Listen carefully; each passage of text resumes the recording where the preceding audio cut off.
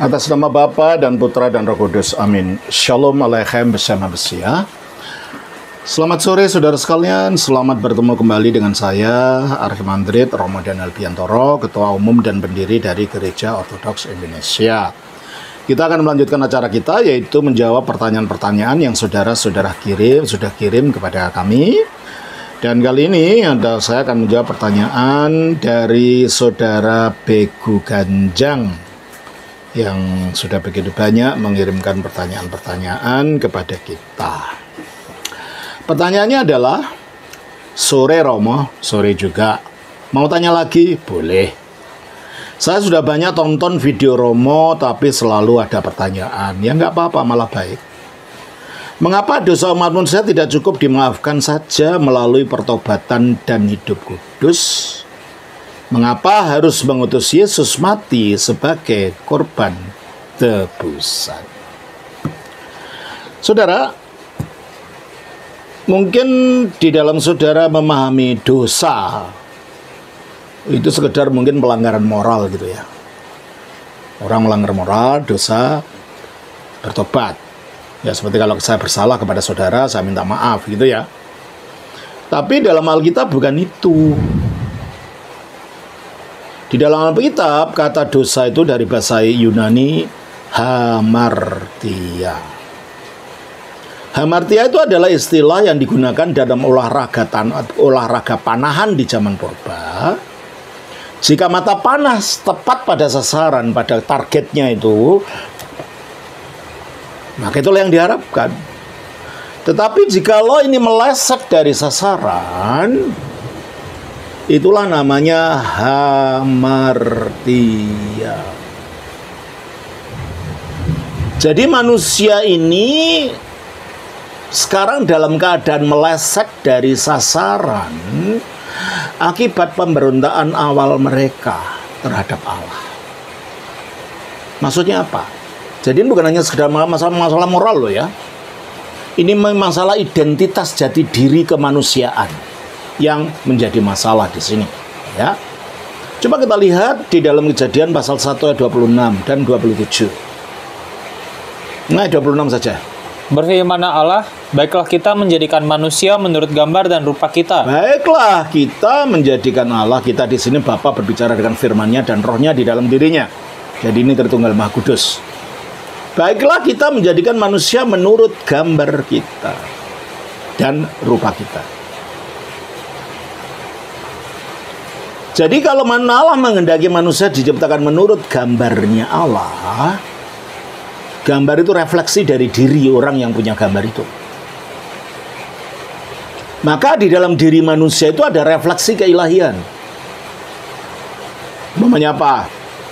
Allah itu kekal, maka manusia diciptakan untuk abadi, bukan untuk mati. Itu salah satu yang terpenting. Kematian itu adalah merupakan kecelakaan dalam sejarah kemanusiaan, bukan merupakan ketetapan Allah yang memang harus begitu. Sebab manusia diciptakan menurut gambarnya, artinya manusia seharusnya abadi seperti Allah. Makanya diingatkan manusia sebelum itu terjadi. Di dalam Kejadian pasal 2 ayat 16-17. Tuhan Allah mengambil manusia itu dan menempatkannya dalam Taman Eden untuk mengusahakan dan memelihara taman itu. Tetapi pohon pengetahuan tentang yang baik dan yang jahat itu, janganlah kau makan buahnya, sebab pada hari engkau memakannya, pastilah engkau mati. Ya, pada hari engkau makan, pastilah engkau mati. Bukan karena arah marah-marah lalu mau digebuk mati, bukan. Itu efek dari makan itu. Jadi kalau manusia tidak makan, ya tidak mati. Contohnya efek yang gimana sih? Ini loh, coba listrik ini. Ini kalau saya potong itu kabelnya, ya mati. Efeknya kan? Apakah saya harus marah pada bolam itu supaya ini mati? Tidak. Allah juga gitu. Allah bukan marah-marah. Itu hanya memberitahu. Nah, kamu jangan makan buah pohon ini. Yang lain boleh, ini jangan. Nah, pohon ini, buah pohon ini kita tidak tahu itu pohon apa. Kalau Islam menyebutnya pohon koldi, itu pun kita tidak tahu pohon apa. Alkitab, ada orang Kristen sebagian mengatakan buah apel. Tidak ada dikatakan itu buah apel. Tidak ada. Jadi bukan masalah buah apa, buah beracun atau buah ajaib, bukan. Tetapi ini sebagai poin titik di mana ketaatan manusia dites. Mengapa perlu dites? Mengapa perlu diuji? Karena manusia diciptakan menurut gambar, artinya memiliki refleksi sifat-sifatnya Allah. Kalau saya punya foto, itulah gambar saya. Tapi wajah saya ini adalah rupa saya. Jadi tujuan manusia diciptakan jadi gambar ini pelan-pelan untuk mencapai rupa. Menjadi seperti Allah itu sendiri, yaitu ambil bagian di dalam kodrat ilahi. 2 Petrus pasal 1 ayat 4. Dengan jalan itu, ia telah menganugerahkan kepada kita janji-janji yang berharga dan yang sangat besar, supaya olehnya kamu boleh mengambil bagian dalam kodrat ilahi. Ya, mengambil bagian dalam kodrat ilahi. Itu tujuan akhirnya manusia diciptakan. Jadi pada waktu diciptakan manusia itu dalam keadaan menurut gambar Allah, padahal gambar Allah itu adalah firman itu sendiri, yang adalah bersifat Allah, bersifat mulia. Kolose 1 ayat 16. Ia adalah gambar Allah yang tidak kelihatan, yang sulung, lebih utama dari segala yang Ia diciptakan. adalah gambar Allah yang tidak kelihatan. Jadi kalau manusia diciptakan menurut gambar Allah, maka manusia diciptakan dengan firman. Atau setelah jadi manusia namanya Kristus. Itu sebagai pola kemanusiaannya. Dalam keadaannya sebagai yang diciptakan menurut gambar, maka manusia itu kodratnya adalah kodrat yang merefleksikan sang gambar itu sendiri. Di dalam dirinya hanya ada kebaikan, di dalam dirinya hanya ada kesucian, di dalam dirinya hanya ada cinta kasih yang semuanya mengalir keluar dari sang gambar itu di dalam dirinya. Sehingga pada waktu itu manusia tidak usah memilih mana yang baik, mana yang jahat, karena yang keluar otomatis yang baik.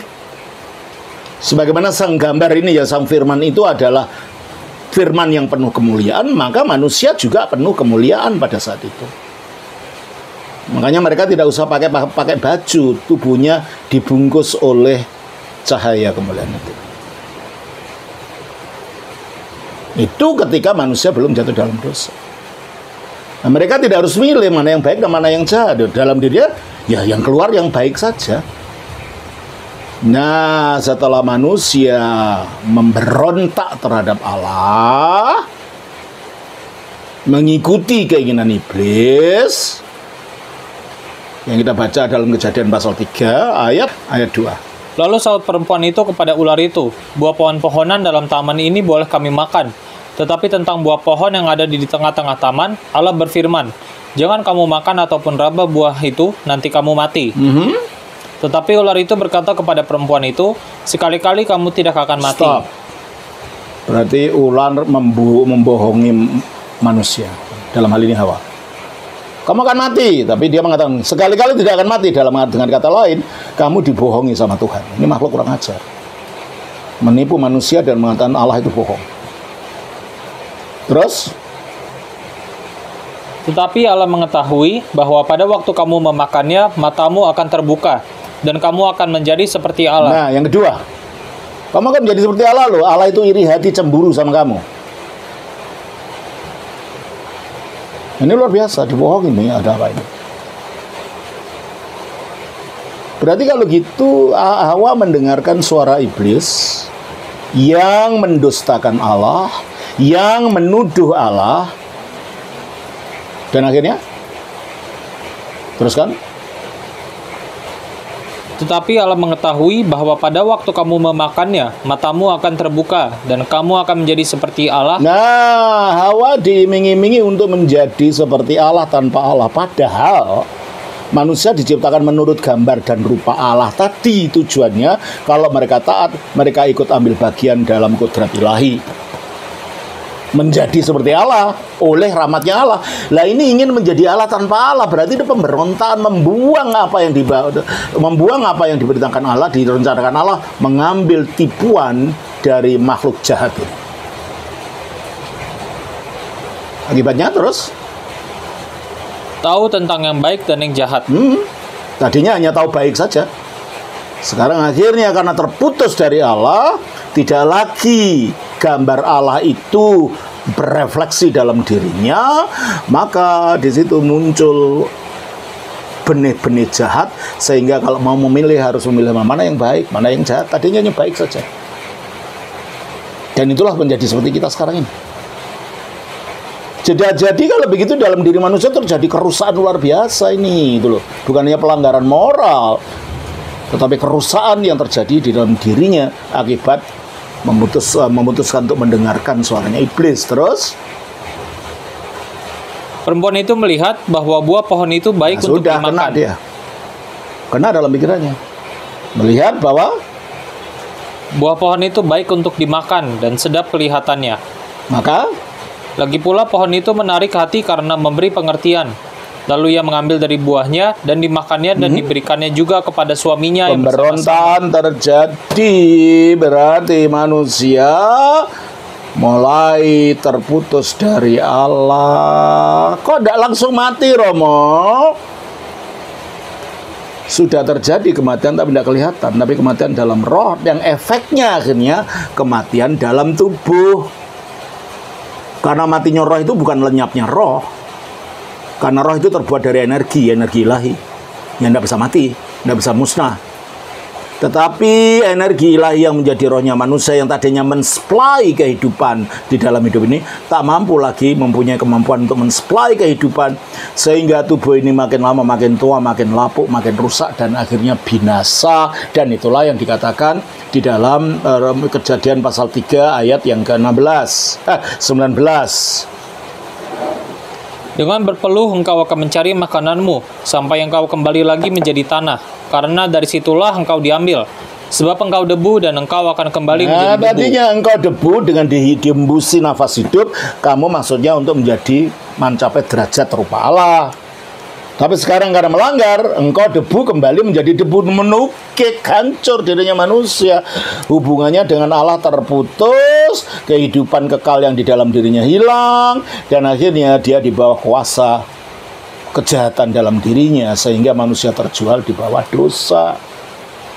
Dan terputusnya Allah dan manusia digambarkan dengan diusirnya keluar dari Taman Eden. Kita baca dalam Kejadian 3:24. Ia menghalau manusia itu, dan di sebelah timur Taman Eden ditempatkannya beberapa kerub dengan pedang yang bernyala-nyala dan menyambar-nyambar untuk menjaga jalan ke pohon kehidupan. Ya, jadi manusia diusir keluar, itu lambang manusia sudah putus dari kehidupan dengan Allah, tidak memiliki kehidupan yang nyala lagi, dan dalam dirinya sudah muncullah itu pengetahuan yang jahat yang tadinya tidak ada. Tadi yang dalam dirinya hanya yang baik saja. Jadi manusia menjadi jatuh rusak porak-poranda dalam jati dirinya yang terdalam. Oleh karena itu Allah mengusir mereka keluar agar manusia tidak mengambil buah kehidupan. Mengapa? Kalau dia yang mengambil buah kehidupan dalam keadaan sudah rusak begini, maka rusaknya jadi rusak kekal. Jahatnya jadi jahat kekal. Binasanya binasa kekal. Lalu bedanya dengan iblis apa? Oleh karena itu dilarangnya manusia untuk masuk lagi ke dalam Taman Eden untuk mengambil buah kehidupan ini adalah merupakan kasih karunia Allah mencegah dia supaya dia tidak menjadi makhluk yang jahat kekal, makhluk yang rusak, hancur, binasa kekal, tetapi makhluk yang nanti ada kesempatan untuk bertobat. Itu saudara. Jadi Allah melarang mereka masuk itu bukan karena dia marah, enggak. Tapi justru karena belas kasihan. Jangan sampai kamu menjadi kekal dalam keadaan terjatuh itu, maksudnya gitu. Jangan sampai kamu tidak bisa mati dalam keadaan kamu seperti itu. Kamu jadi seperti iblis, tidak bedanya dengan iblis. Maka diizinkan supaya kematian itu menghentikan dia berbuat dosa, sehingga kematian itu memberikan kesempatan ke manusia untuk bertobat, gitu loh. Nah itulah sebabnya saudara Bego Ganjang, mungkin saudara melihatnya dari kacamata pemikiran barat ya, bukan pemikiran gereja timur gitu ya. Ini ya, Saya sudah banyak contoh. Mengapa dosa umat manusia tidak cukup dimaafkan? Ya bagaimana? Orang rusak kok dimaafkan? Rusak itu harus dibetulin gitu kan? Kodratnya itu sudah rusak, maka perlu pembetulan. Sudah meleset. Meleset apa? Sudah tidak lagi di surga bersama Allah. Tidak lagi memiliki kehidupan ilahi dalam dirinya. Sudah tidak bisa kekal karena dia akan mati. Lebih mudah berbuat dosa daripada berbuat kebaikan. Kan rusak dari dalam. Cukup tak hanya diampuni? Tidak, harus dibenahi. Nah, cara membenahinya apa? Mengapa dosa umat manusia tidak cukup dimaafkan saja untuk melalui pertobatan dan hidup kudus? Mengapa harus mengutus Yesus mati sebagai korban tebusan? Justru untuk membenahi inilah Yesus turun. Karena apa? Karena manusia sekarang berada di bawah cengkeraman kematian. Upah dosa adalah maut. Dan kematian itu mulainya kematian dalam rohnya. Sehingga kalau orang mati belum dipulihkan rohnya dalam kehidupan, dia tidak bisa kembali kepada Allah yang adalah hidup itu.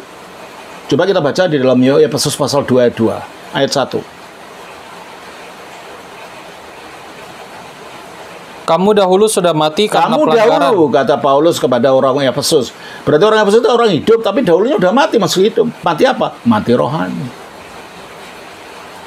Mati rohani artinya rohnya tidak lagi mampu memberikan, mensuplai kehidupan dalam tubuh sehingga hidupnya tubuh kekal. Itu maksudnya. Nah, bagaimana hanya diampuni saja terus bisa memulihkan itu? Tidak mungkin kan? Onderdilnya harus dibetulin. Ya toh? Perangkat-perangkat kemanusiaannya harus dibetulin. Padahal perangkat kemanusiaan itu oleh hamartia meleset, kehilangan hidup kekal sehingga dibawa kematian, kehilangan kekudusan sehingga terjual di bawah dosa. Coba kita baca di dalam Roma pasal yang ke-7 ayat 14. Sebab kita tahu bahwa hukum Taurat adalah rohani, tetapi aku bersifat daging, terjual di bawah kuasa dosa. Terjual di bawah kuasa dosa itu artinya apa? Artinya ayat yang ke-18 sampai 20. Sebab aku tahu bahwa di dalam aku, yaitu di dalam aku sebagai manusia, tidak ada sesuatu yang baik. Nah, tidak ada sesuatu yang baik akibat kejahatan tadi. Terus? Sebab kehendak memang ada di dalam aku, tetapi bukan hal berbuat apa yang baik. Kehendak untuk berbuat baik semua orang ada. Tapi dalam faktanya kan enggak. Maunya kita tuh damai-damai dengan orang, tapi apakah kita selalu bisa damai? Enggak kan? Maunya hidup kudus, nyatanya banyak pelanggaran gitu kan. Kehendak memang ada, tetapi bukan dalam hal berbuat baik. Terus? Sebab bukan apa yang aku kehendaki, yaitu yang baik yang aku perbuat, melainkan apa yang tidak aku kehendaki, yaitu yang jahat yang aku perbuat. Jadi jika aku berbuat apa yang tidak aku kehendaki, maka bukan lagi aku yang memperbuatnya, tetapi dosa yang diam di dalam aku. Muncullah kekuatan baru yang namanya dosa, yang menimbulkan dosa-dosa dan pelanggaran-pelanggaran dalam wujud perbuatan yang tidak berkenan kepada Allah. Itu yang terjadi akibat kejatuhan itu. Oleh karena itu tidak cukup hanya dimaafkan, harus dibenahi. Ya, orang Jawa bilang didandani gitu loh. Dibetulkan gitu, dikasih betul gitu kan.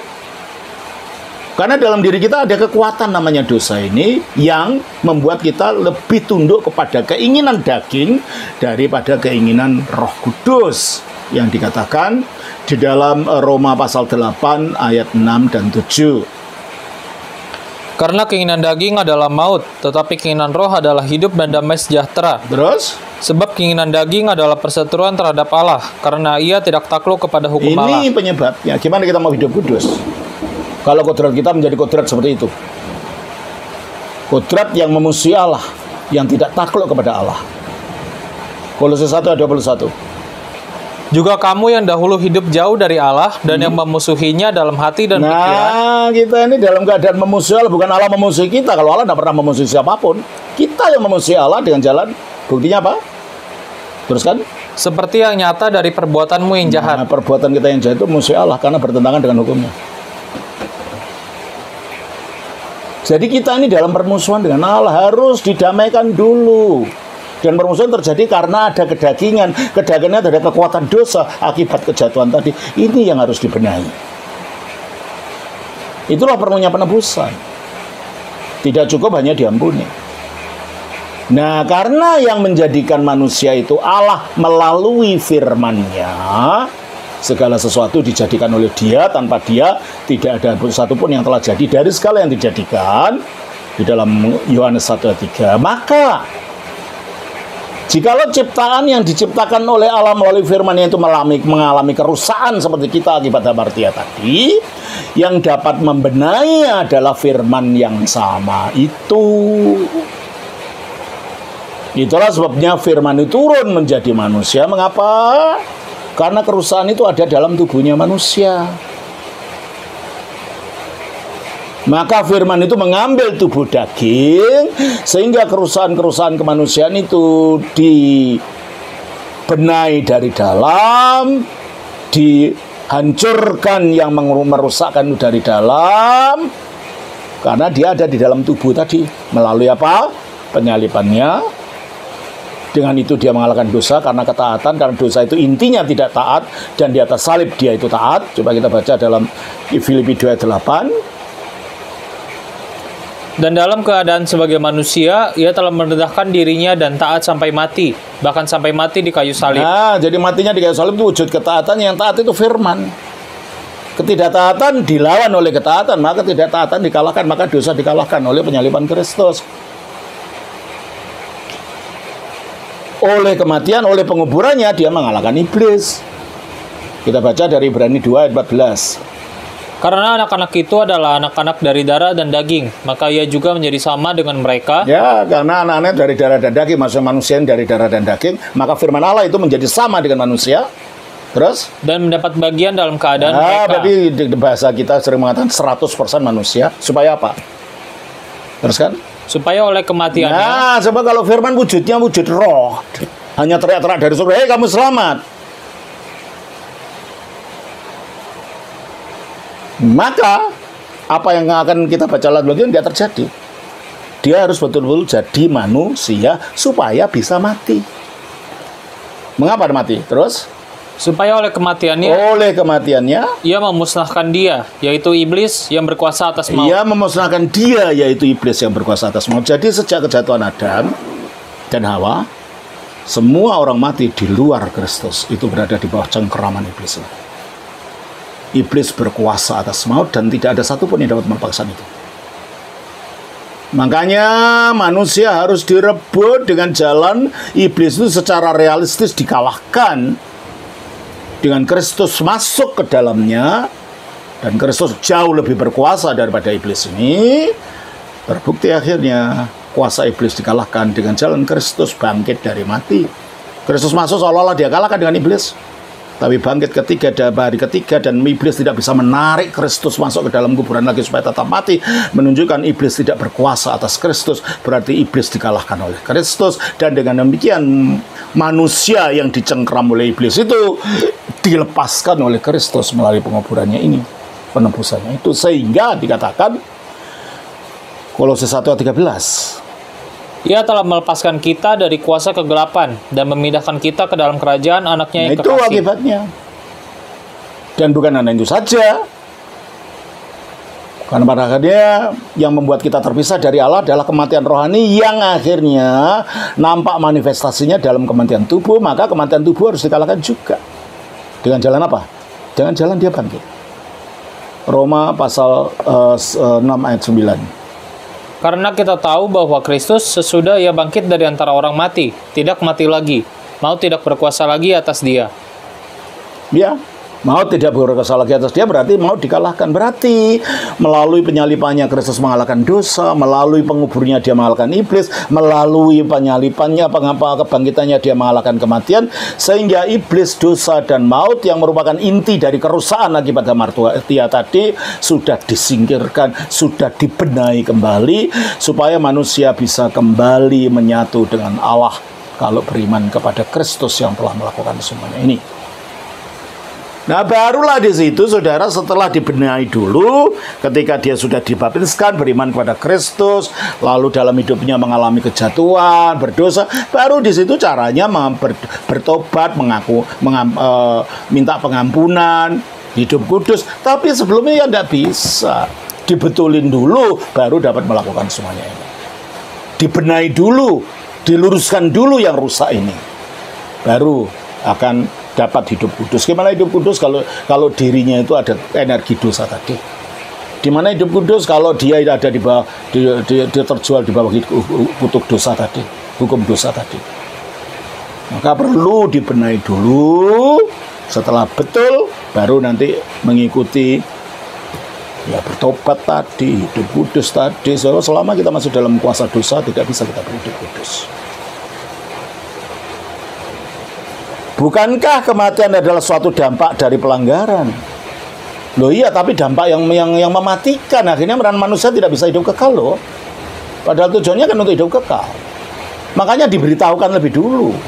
Jangan lakukan loh ya. Sebab kalau itu tidak ada efeknya, nggak akan diberitahu lebih dulu. Jangan makan ya, kamu mati loh. Berarti ada sesuatu yang lebih serius dan bukan hanya sekedar kematian sebagai dampak saja. Itu membuat orang putus dari Allah. Karena yang mati dulu adalah rohnya, dan roh yang mati itu terputus dari Allah. Ya, saya kira itu saja untuk jawaban ini. Masih banyak pertanyaan saudara, nanti akan saya lanjutkan jawaban-jawabannya. Terima kasih, Tuhan berkati. Shalom. Atas nama Bapa, Putra, Roh Kudus. Amin.